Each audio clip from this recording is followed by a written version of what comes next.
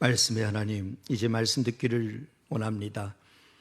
상처로 얼룩진 세상을 치유하는 교회 되기를 꿈꾸며 이제 말씀 듣기를 원하오니 부족한 종을 통하여 하나님의 말씀이 온전히 선포되게 하시고 그 말씀에 들을 귀 있는 이들을 귀를 열어주셔서 주의 말씀을 잘 듣고 행함으로 인하여 복을 받는 귀한 성도들 되게 하옵소서.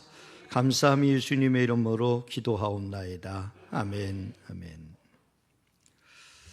할렐루야. 주님의 은총이 여러분들의 삶에 가득하기를 주님의 이름으로 축복합니다.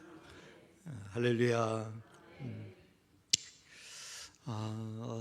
어제는 설교 준비를 이렇게 늦게까지 하고 그리고 이제 나가는데 요즘 이렇게 눈이 이렇게 침침해요. 눈이 이렇게 자꾸 이렇게 침침해지고 눈이 좀 잘 안 보이고 이렇게 한참 동안 책을 보고 나면 이렇게 멍해 보이고 그래요. 근데 어제는 이제 엘리베이터를 타고 이제 내려서 지하 1층에 내려서 나가는데 문이 저는 열린 줄 알았어요.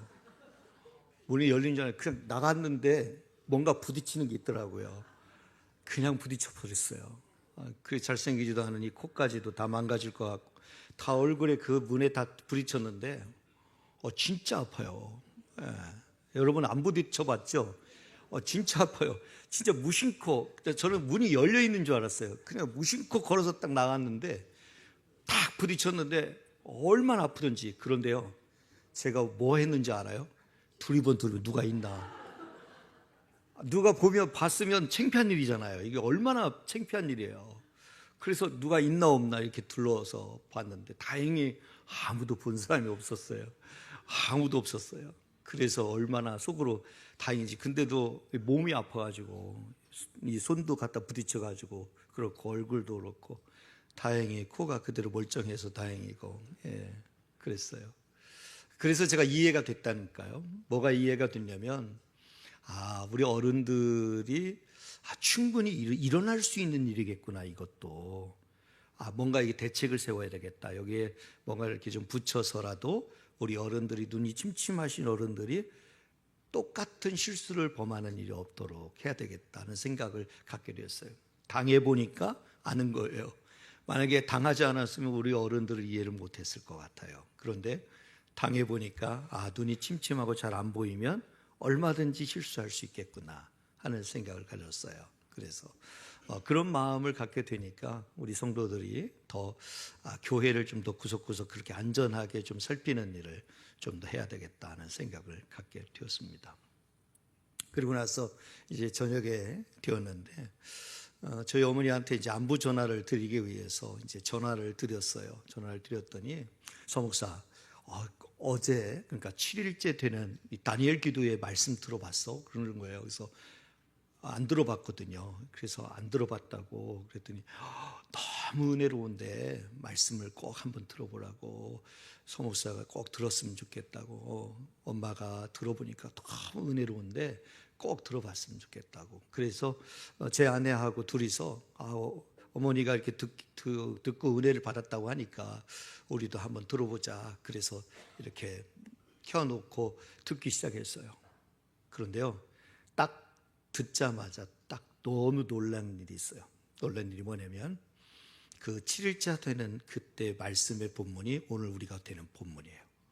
우리가 읽는 본문이고 목사님이 말씀하시는 내용들이 결국 오늘 제가 여러분들에게 전하고 싶은 말씀의 내용들을 다 하고 있었어요. 그래서 너무 깜짝 놀랐어요. 더군다나 저희 어머니가 저한테 그렇게 강요해서 꼭 들어보라고 했는데 제가 들어봤는데 하필 오늘 본문이에요. 그리고 오늘 설교 내용이었어요. 그래서 성령님은 확실히 일치하게 하시는 분이구나. 그래서 제가 특별히 우리 양정교회를 하나님이 많이 사랑하신다 하는 생각이 들었어요. 왜냐하면 다니엘 기도회를 통해서 본문을 정하고 또 말씀을 먼저 선포하게 하셨고 그리고 저도 역시 이 말씀으로 준비가 되었기 때문에 여러분들에게 동일한, 그래서 궁금하신 분들은 7일차 다니엘 기도회 한번 말씀을 꼭 들어보시면 오늘 말씀과 더 풍성해져서 그래서 더 큰 은혜가 임하리라고 믿습니다. 아멘. 치열하고 복잡한 세상 살아가고 있습니다. 현대인들은 온통 상처투성이인 것 같습니다. 겉으로 전혀 문제가 없어 보이지만 그 속을 들여다보면 분노 게이지가 다들 한계치에 이른 것 같아 보입니다. 큰일이 나도 정말 큰일이 날 것 같은, 정말 당장이라도 그런 큰일이 날 것만 같은 그런 상황입니다. 누군가가 이렇게 말을 할 수 있습니다. 제가 힘듭니다 라고 하면, 야, 목사님만 힘드세요? 우리는 죽을 것 같아요 라고 이야기하고 싶은 분들이 한두 명이 아닐 겁니다. 그만큼 모두가 다 상처투성입니다. 상처로 얼룩져 있습니다. 그 상처로 아파하고 있습니다. 그리고 이 상처로 인하여서 예민합니다. 당장이라도 뭔가 일을 낼 만한 정도로 그렇게 예민한 상태에 있습니다. 그렇다면 여기서 이렇게 상처 많은 시대에 교회는 무엇을 할 수 있을까요? 상처로 얼룩진 세상에서 우리 교회의 역할은 뭐라고 생각하세요? 상처로 얼룩진 상처로 투성이인 이 땅의 수많은 분들에게 교회가 있어야 될 이유는 뭘까요? 저는 정리하기를 그 상처난 심령들을 낫게 하고 또 그들의 힘든 마음들을 위로하고 공감하여 회복시키고 또 절망에 빠진 인생들이 다시 일어날 수 있도록 돕는 곳이 교회이어야 합니다. 그들을 세우고 품어줄 수 있는 곳이 교회이어야 합니다. 오늘 본문은 이스라엘 백성들이 홍해를 건넌 후에 광야길을 걷다가 마라의 쓴물을 만난 장면이 진행이 됩니다. 그때 그들이 만난 하나님은 어떤 하나님이죠?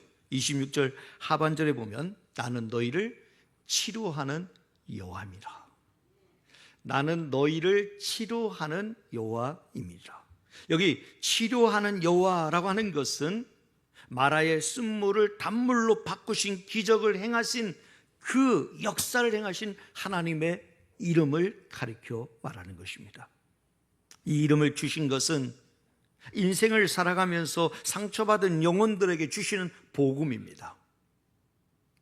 치료하시는 하나님, 온갖 상처로 얼룩져 있는 우리들에게 주시는 복음의 메시지가 바로 치료하시는 하나님이라는 겁니다.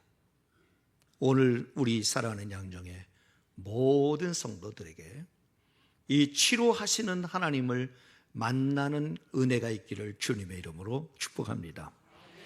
이 장면은 오늘날 교회가 회복해야 할 본질입니다. 치료하는 하나님이 계신 곳이 마땅히 당연히 교회이어야 합니다.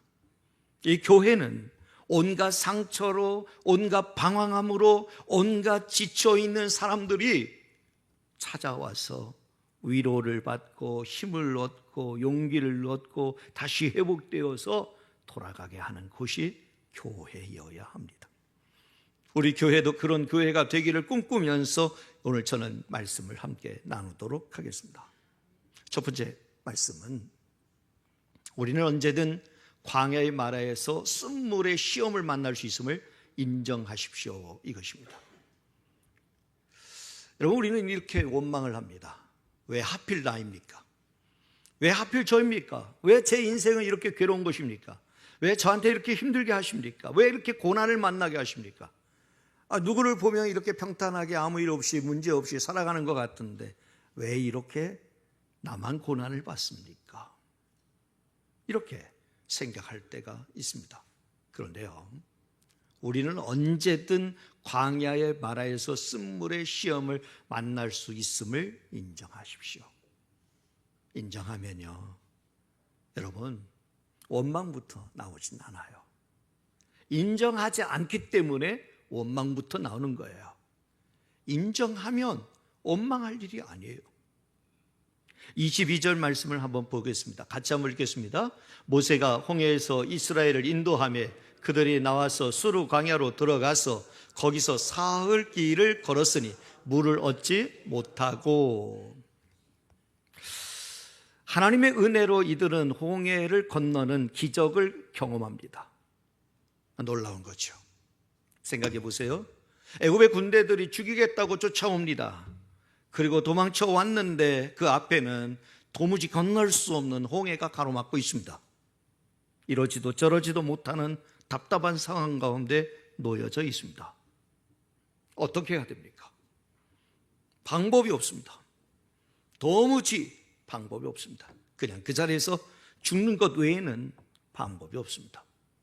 그런데 하나님의 은혜로 놀랍게도 홍해가 갈라지게 되고 그들은 홍해를 건널 수 있게 되었습니다. 하나님의 은혜로 말미암아 이들은 건너게 되었고 그리고 춤을 추며 기뻐하며 찬양합니다. 그리고 그들은 뒤에 쫓아오는 애굽의 군대가 그 물에 수몰되어 수장되는 장면을 다 목격하게 됩니다. 하나님의 보호하심과 하나님의 건지심을 동시에 경험하게 되었습니다. 놀라운 감동입니다. 이거보다 더 큰 감동이 어디 있어요? 하나님이 우리를 보호하고 있고 하나님이 우리를 건지고 있고 하나님이 우리를 지키고 있다 하는 사실을 경험했습니다. 그런데 그 감격은 오래가지 않았습니다. 여러분, 감격을 따라 신앙생활하면요 오래가지 않습니다. 하나님을 따라 신앙생활해야 오래갑니다. 여러분들이 꼭 발견하셔야 될 것은요, 내가 얼마나 감동을 받느냐, 감격을 하느냐, 얼마나 기쁜 일을 만나느냐, 여러분 거기에 감정에 휘둘리게 되면요 그 감정은 스스로도 믿을 수 없어요.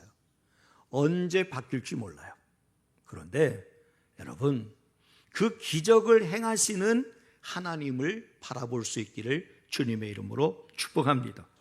여러분 광야 길을 걷는데 사흘길을 걸었어요.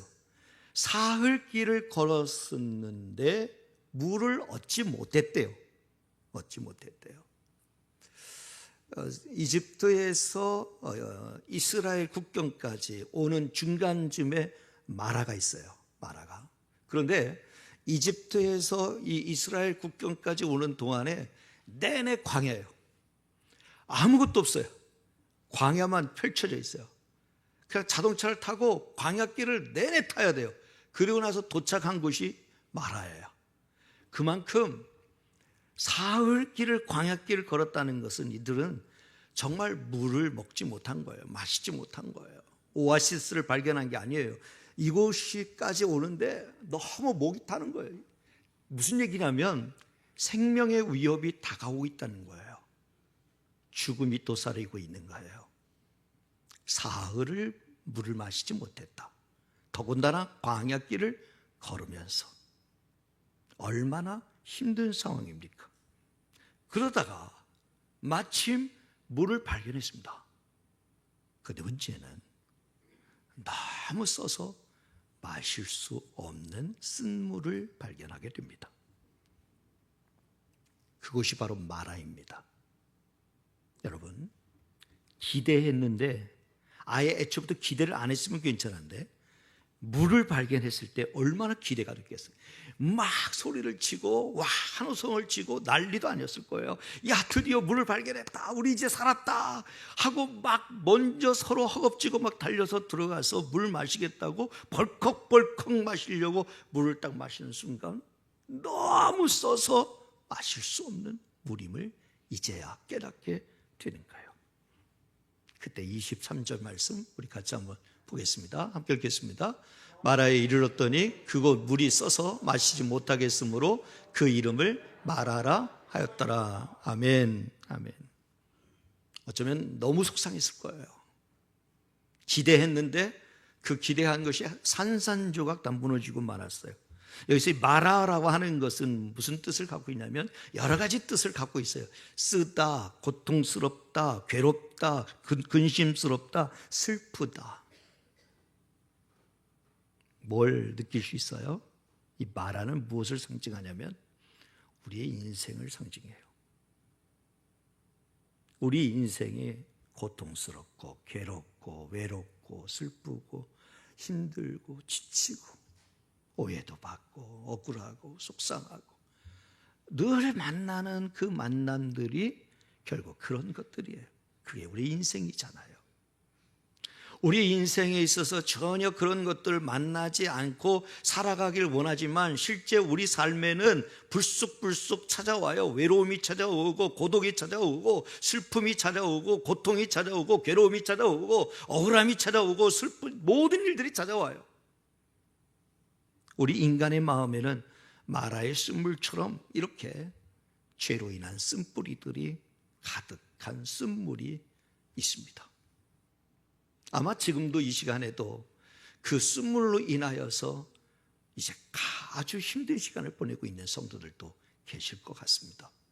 아니, 쓴물을 지나쳐서 이제는 완전히 신물이 날 정도로 괴롭고 아픈 시간들을 보내고 있는 분들도 계실 겁니다. 그런데요, 오늘 본문을 통해서 알 수 있는 것은 믿음의 길을 걷는 우리도 얼마든지 마라의 쓴물을 만날 때가 있다는 겁니다.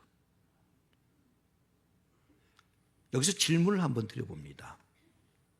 왜 하나님은 우리에게 이 쓴물을 허락하시는 것일까요? 왜 하나님은 우리에게 이 마라의 쓴물이 있는 이곳으로 이끌어 오신 것일까요? 물이 철철 넘치는 오아시스에 이 백성들을 인도하셨다면 이들은 하나님의 은혜에 대해서 내내 감동했을 것이고 감격했을 것입니다. 춤추며 노래하며 찬양했을 겁니다.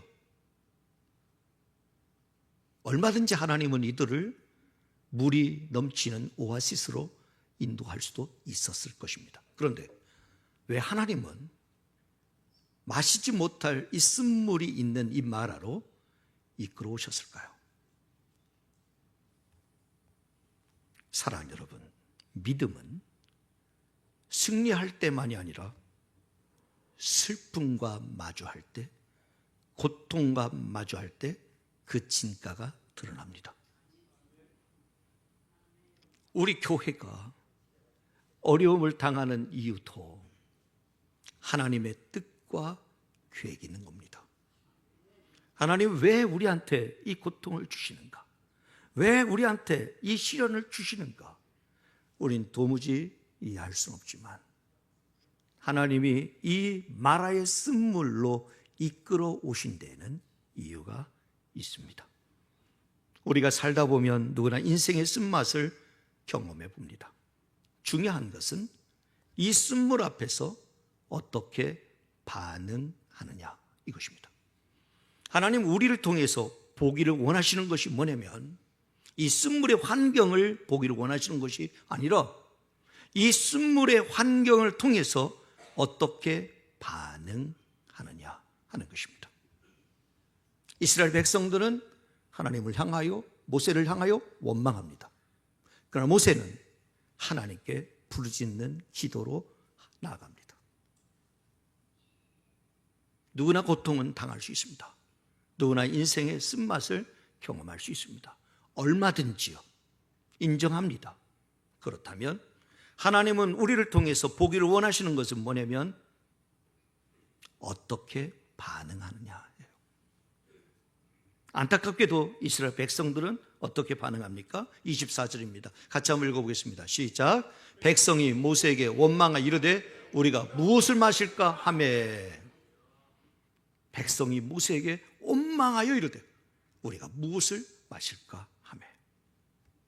여기까지 인도해 주셨던 하나님의 은혜는 까마득히 잊고 그들은 여기서 눈앞에 있는 고통을 생기니까 원망부터 합니다. 습관적으로 원망부터 합니다. 불평하죠.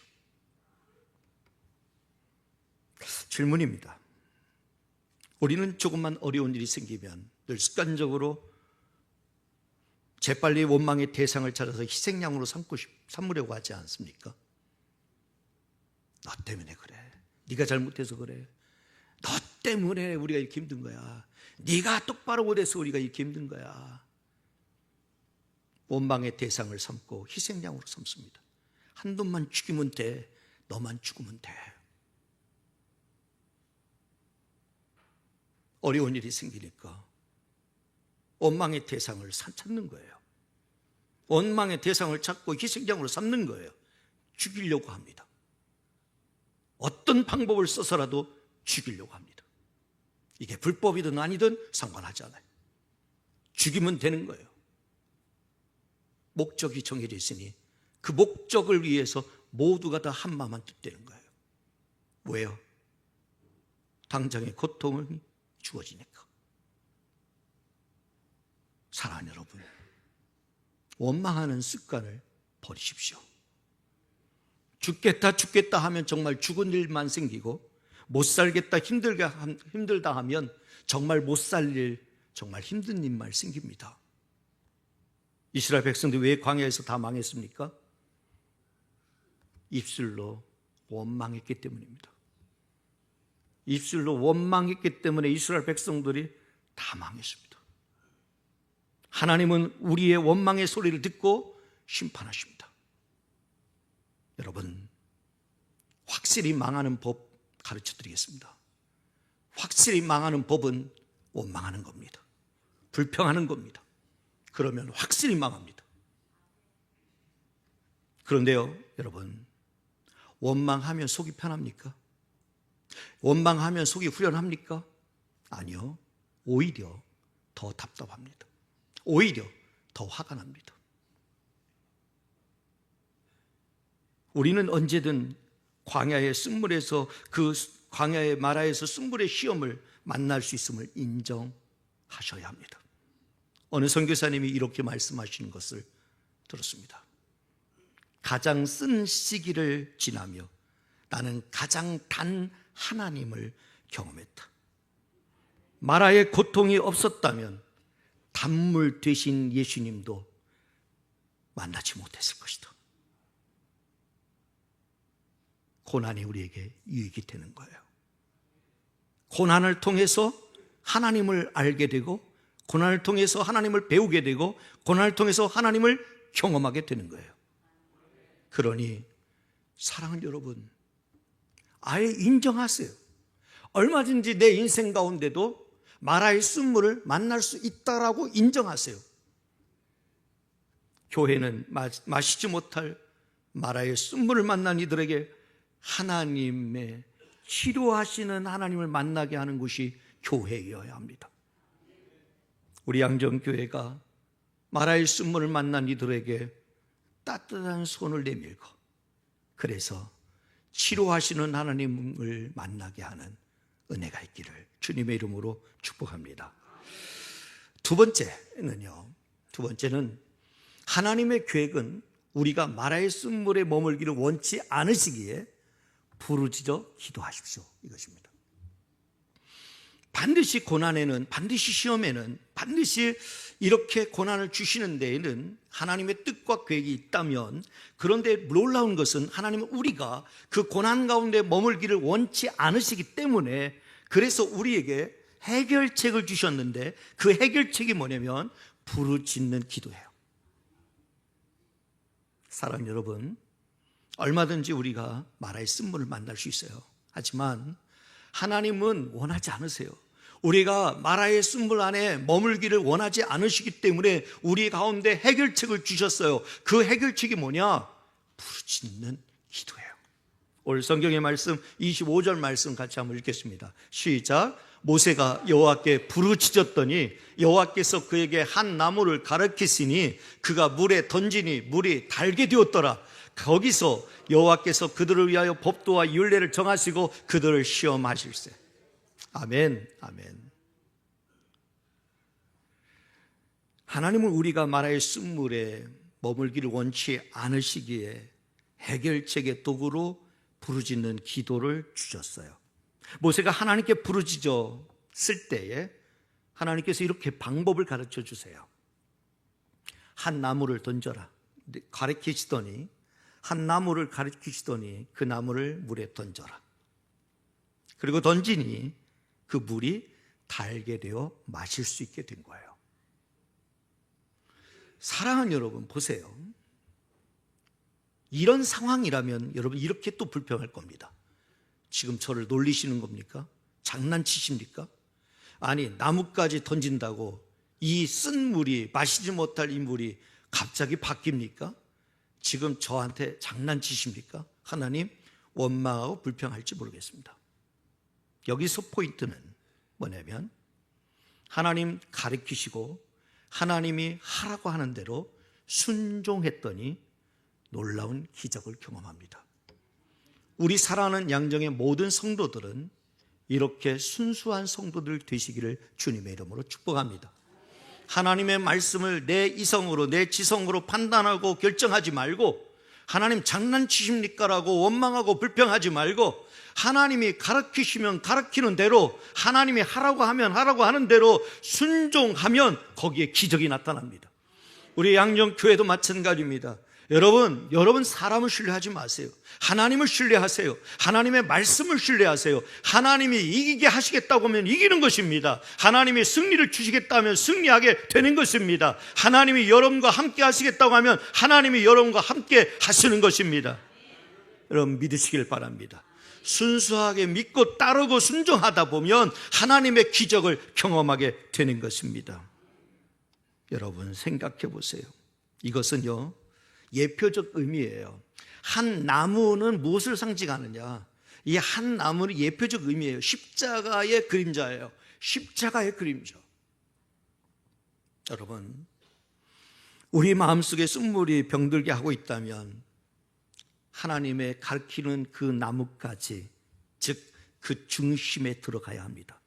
다시 말해서 피 묻은 주님의 십자가가 내 중심에 설 때 우리의 모든 삶의 고난은 사라지는 것입니다.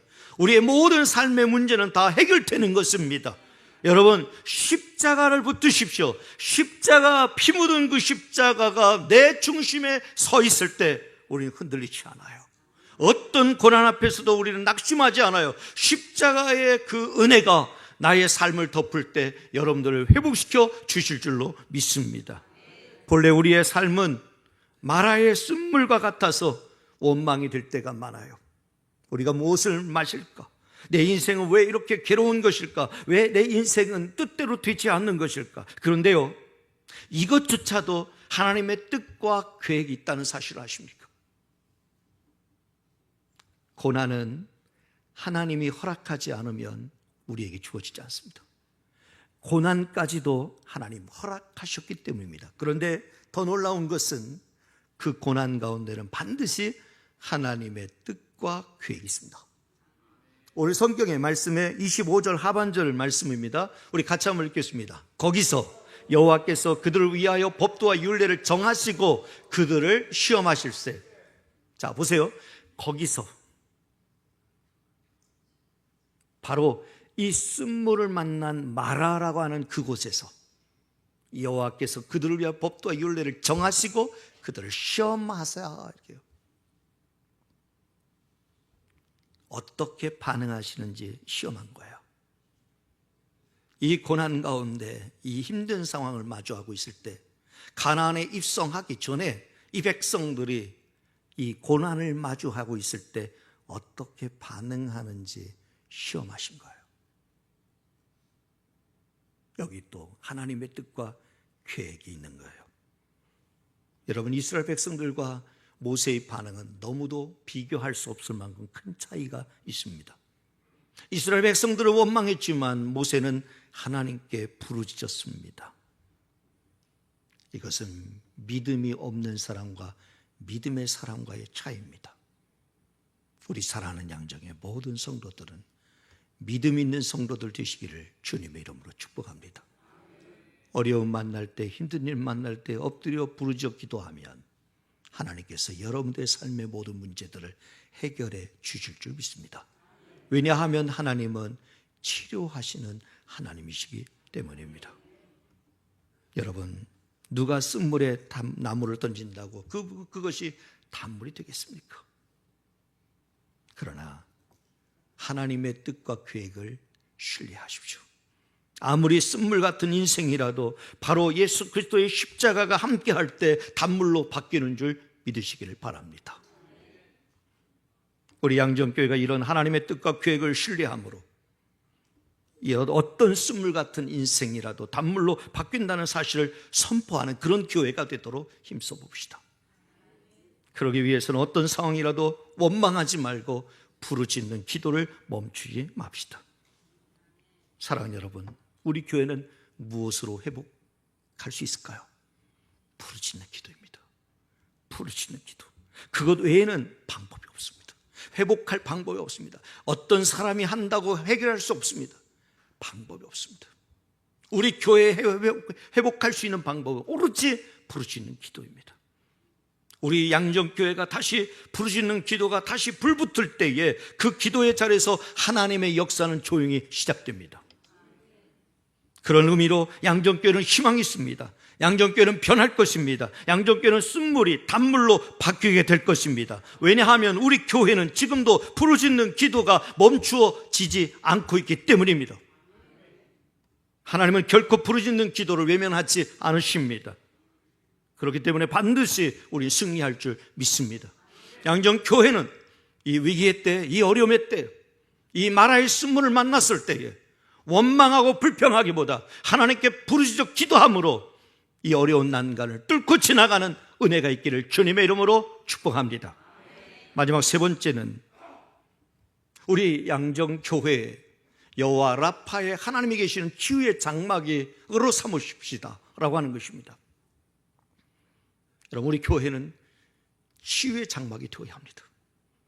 어떤 병든 자도, 어떤 상처 입은 자도, 어떤 방황하는 자도, 어떻게 지쳐있는 자도 이 성전에 들어와 예배 드릴 때 회개의 눈물을 흘리고 마음의 평안이 넘치고 말할 수 없는 위로가 가득하고 회복과 치유를 경험하고 돌아가는 놀라운 역사들이 임하기를 주님의 이름으로 축복합니다. 오늘 26절 말씀입니다. 같이 한번 읽겠습니다.